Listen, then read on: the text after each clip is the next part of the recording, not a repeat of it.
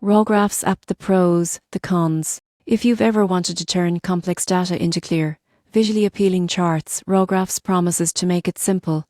But is it really that easy?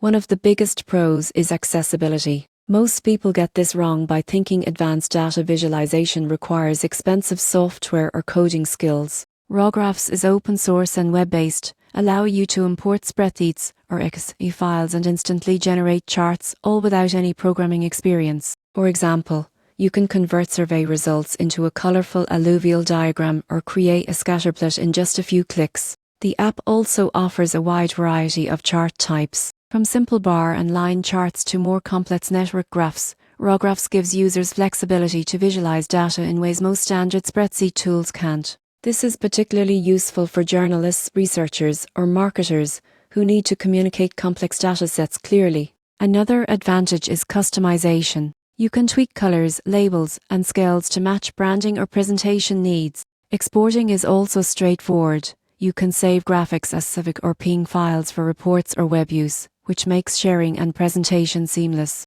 However, there are cons. Some users report that the app can be slow when handling very large datasets. Additionally, while it's great for visualization, RAWGraphs does not offer data cleaning or advanced statistical tools, so preprocessing your data elsewhere is usually necessary. The interface, while minimal, may also feel a bit technical to absolute beginners. In conclusion, RAWGraphs is perfect for anyone looking to transform raw data into compelling visual stories. The surprising truth is that it's powerful enough for professionals, but simple enough for casual users, as long as you handle your data preparation outside the app.